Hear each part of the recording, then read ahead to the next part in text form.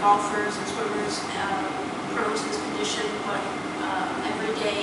participating in everyday activities such as shoveling snow, that excessive flexion motion, people doing that type of motion are prone to this condition.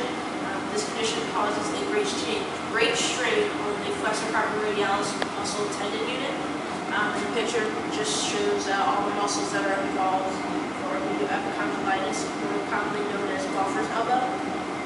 Just a little bit of anatomy. Tennis elbow irritates the wrist flexors and pronators. Muscles that are usually and primarily affected are the flexor carpi radialis, femoris longus, and pronator teres. Just the muscle action, pronator teres pronates the arm, flexor carpi radialis, radial deviation wrist flexion, as well as femoris longus, performing wrist flexion. The picture that is presented shows that even though the injury is at the elbow, it affects the whole shoulder complex, so everything from your scapula to your biceps down even to the wrist and hand. Pathomechanics or mechanism for medial epicondylitis is a result of microtrauma to the pronator teres and flexor carpi radialis during pronation and wrist flexion. Young baseball players usually have excessive wrist flexion when throwing a curveball. A forehand stroke in racket sports requires excessive wrist exclusion, and also golfers who use too much wrist flexion in the trail arm on the follow through make them susceptible to this condition.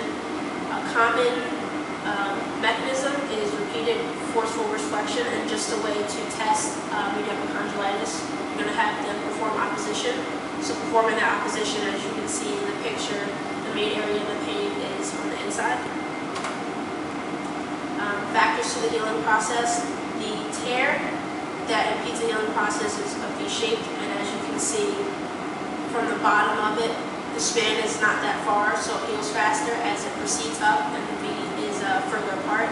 That impedes the healing process because it's a further span for it to heal. Just some contraindications for medial epicondylitis. You want to avoid excessive painful motions such as ulnar deviation, full elbow flexion, or wrist flexion. You want to avoid excessive overhead activities, avoid heavy lifting activities, improper techniques, excessive gripping activities of either a racket or a baseball bat, excessive varus forces, excessive flexion activities, and compressive forces, as well as avoiding excessive weight-bearing activities that will cause stress. Rehab goals and progression. For weeks 1 and 2, you really want to focus on decreasing the pain and swelling. Main purpose for that is to allow the proper healing of the inflammatory phase. The progression for this is pain and swelling to be down to a minimal. The reason why you really want to focus on this is because of that V tear, the uneven healing process. Because of that process, people start to feel better before the tendon actually heals. So therefore, that makes it easier to re-injure yourself and cause the scarring to become worse. Weeks 2 to 6, you want to work on increasing range of motion and strength to prevent loss of motion and atrophy of muscles. For progression for this, you want to have elbow range of motion should be at least 8% by day 17. By weeks 3, you want to have 100% range of motion. For therapeutic exercises with light weights, you want to work on your rotator cuff. So internal, external rotation, elbow, flexion, extension, scapular stabilization, things like Blackburns or ITYs, things of that nature. For rehab goals, weeks 6 to 8, you want to incorporate balance and plyometrics tasks. The purpose of balance tasks is to increase the activation of feet back and feet forward, and to promote dynamic restraints, also to promote joint compression and muscle awareness. Incorporating plyometrics helps to restore proprioception and kinesthesia, and promotes force couples and increase muscle efficacy. The progression for this stage is having a pain-free grip with the putty or the ball. Consider using ice after each exercise, and if the pain still occurs while performing exercises, you can use a counter brace.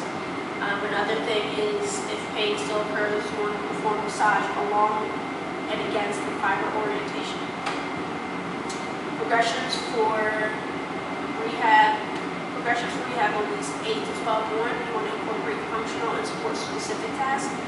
The The purpose of functional support specific tasks is to help incorporate triplanar motions used to muscles used to perform normal activities and prepare to advance to activity specific exercises. Another reason why incorporating functional activities is to restore the confidence of the athlete and of course to get them to return to play. Progression for that is beginning the functional task, whether you're a swimmer and you're doing backstrokes or butterflies for baseball, whether you're practicing swimming, things of that nature. With the progression for functional tasks, you want to continue to use the brace, the counter brace, if pain still is an issue, and you want to continue working on range of motion and strengthening for the elbow, wrist, and hand, and shoulder, and your scapula.